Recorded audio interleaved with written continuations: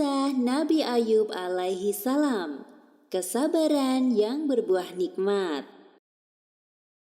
Kisah Nabi Ayub alaihi salam disebutkan dalam Al-Quran sebanyak 4 kali.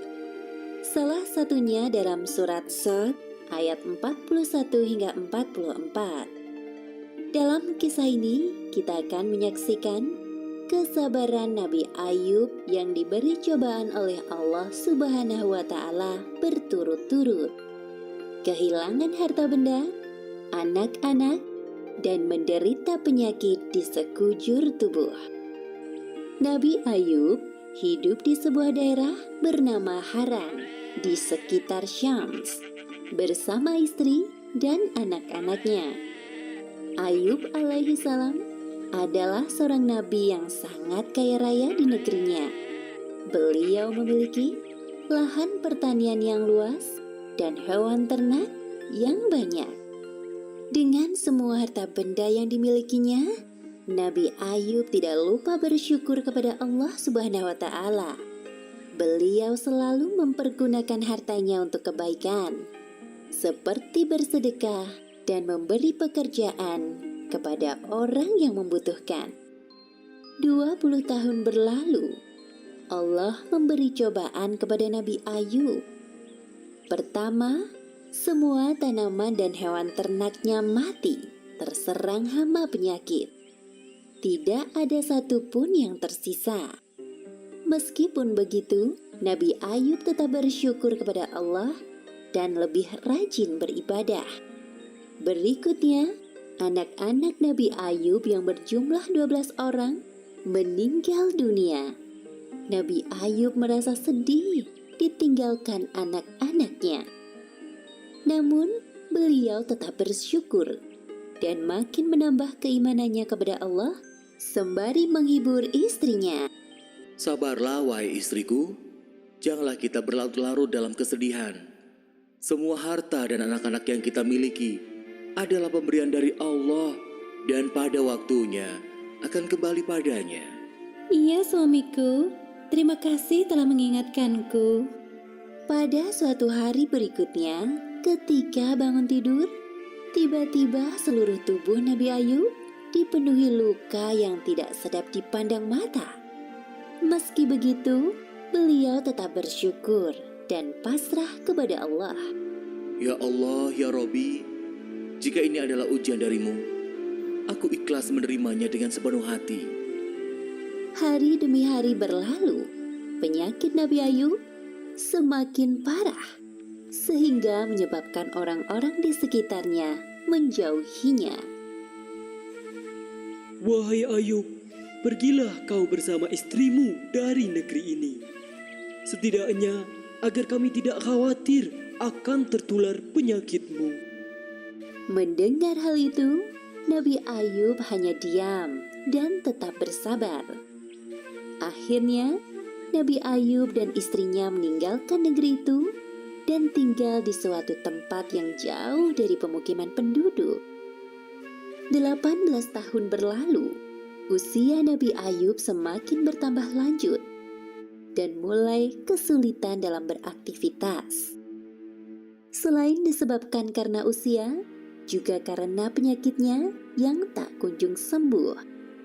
Setiap hari Nabi Ayub selalu bersabar dan berikhtiar sampai semua hartanya habis. Hal itu menyebabkan Nabi Ayub dan istrinya hidup serba kekurangan. Meskipun begitu, Rahmah, sang istri, sangat setia mendampingi beliau. Wahai suamiku, engkau adalah seorang Nabi Allah. Pastilah Allah akan mengabulkan doamu jika engkau meminta kesembuhan. Aku merasa kasihan melihatmu kesulitan dalam beribadah. Maafkan aku kalau lancang berkata seperti ini. Wahai Rahmah istriku, ingatkah kau berapa tahun kita hidup dalam kenikmatan? Kurang lebih 20 tahun wahai suamiku. Sebenarnya aku amat malu meminta kepada Allah. Kita ini diuji kurang dari 20 tahun sudah mengeluh seperti ini. Hari demi hari, penyakit Nabi Ayub semakin parah. dan mempersulitnya untuk beribadah. Ya Allah yang Maha Penyayang, ketika Engkau memberiku ujian, aku coba bersabar menerimanya. Namun, jika ujian itu mempersulit ibadahku kepadamu, maka kiranya Engkau angkat penyakitku ya Allah. Seketika itu, terdengar suara dari langit. Seperti yang disebutkan dalam Al-Quran surat Shad ayat 42. Allah berfirman, "Hentakkanlah kakimu. Inilah air yang sejuk untuk mandi dan minum." Saat mendengar suara itu, Nabi Ayub bangkit dari ranjang dan menghentakkan kakinya ke tanah. Lalu muncullah air. Kemudian ia gunakan air yang memancar itu untuk mandi dan minum. Seketika itu, hilanglah semua penyakit dari badan Nabi Ayub.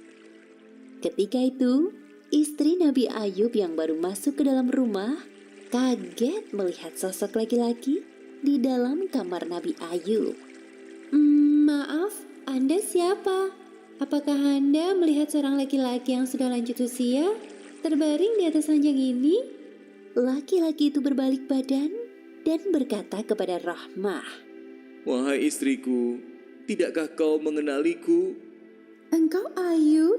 Benarkah engkau suamiku Ayub?" Benar, wahai istriku, aku Ayub suamimu. Allah telah menyembuhkan penyakitku dan mengembalikan tubuh dan parasku seperti saat muda dulu. Alhamdulillahirrabbilalamin. Terima kasih ya Allah. Keesokan harinya, berita tentang kesembuhan Nabi Ayub sampai ke telinga orang-orang. Mereka beramai-ramai mendatangi rumah Nabi Ayub dengan membawakan berbagai macam hadiah. Kemudian Allah memberi kekayaan hingga 2 kali lipat dari harta yang dulu dimilikinya. Selanjutnya, Allah memberi karunia kepada istri Nabi Ayub. Kemudian ia pun hamil anak kembar selama beberapa kali.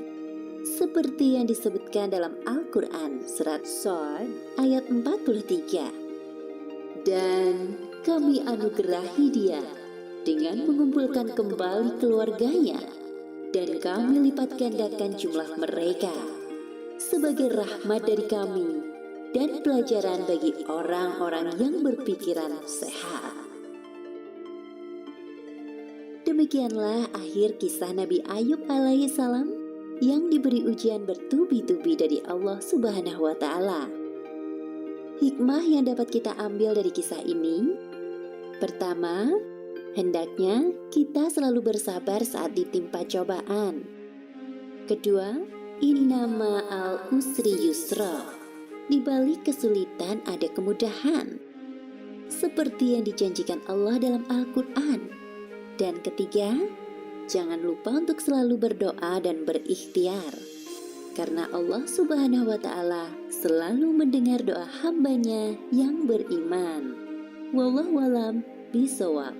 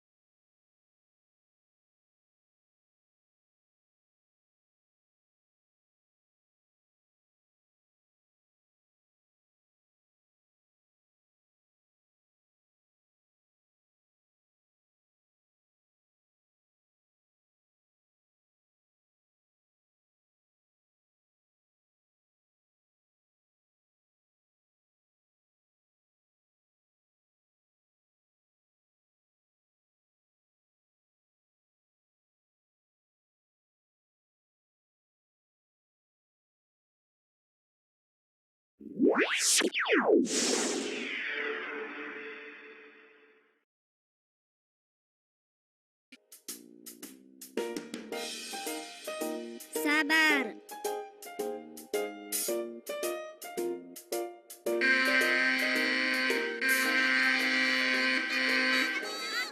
Alhamdulillah. Yes, yes. Aku dapat nilai 9. Iya, terus saja. Mana Dodo dan Anto ya? Kok lama benar sih? Ada apa ya dengan mereka? Jangan-jangan dimarahi bu guru. Ayo Syamil, kita pulang. Hah? Kok aneh? Tunggu! Dodo, Anto, ada apa sih? Kok tidak seperti biasanya? Anu, Syamil, aku takut dimarahi sama bunda di rumah. Dimarahi kenapa? Ulanganku dapat nilai 4. Hah? 4? Kamu cengeng, Tok. Baru dapat nilai 4 saja sudah kayak begitu. Biasa aja lagi. Memangnya kamu dapat nilai berapa, Dok? Ya, alhamdulillah. Dodo dapat nilai 2. Alhamdulillah. Memang kamu tidak belajar, Dok? Malam itu Dodo kecapean main PS. Terus ketiduran deh. Dodo. Tenang Syamil. Ingat tidak kata Pak Ustadz? Orang sabar disayang Tuhan. Dia pasti akan memberikan pertolongan dan karunia yang besar. Jadi buat Dodo tidak apa-apa. Dodo sabar aja. Besok juga Dodo dapat 10. Sudah Tok, jangan sedih. Masa kalah sama Dodo yang dapat 2? Hah? Loh, kok begitu, Dok? Kayaknya kamu salah deh. Kamu saja belum mengerti, Syamil. Ilmu kamu belum tinggi. Ayo cepat jalannya. Hari ini kita makan siang di rumah Dodo. Dodo sudah lapar nih.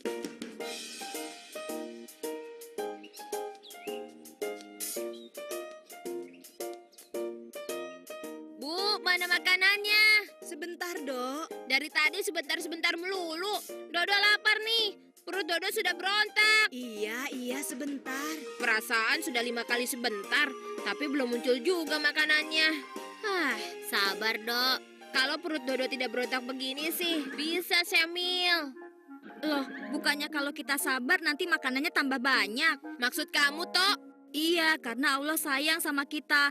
Maka Allah memberikan kita makanan yang banyak. Bisa saja kamu, Tok. Siapa sih yang ngajarin? Loh, kan kamu yang bilang tadi, Dok.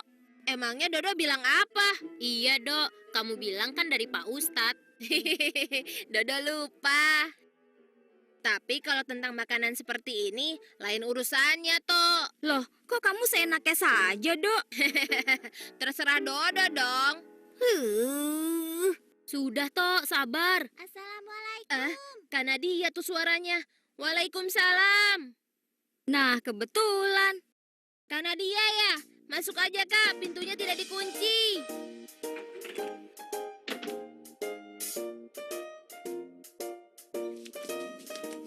Wah, kebetulan nih. Belum dimulai kan makannya?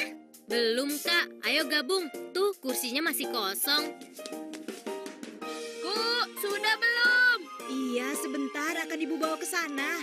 Aduh, sudah 6 kali sebentar nih. Cepat dong, Bu. Tega banget sih ibu ini.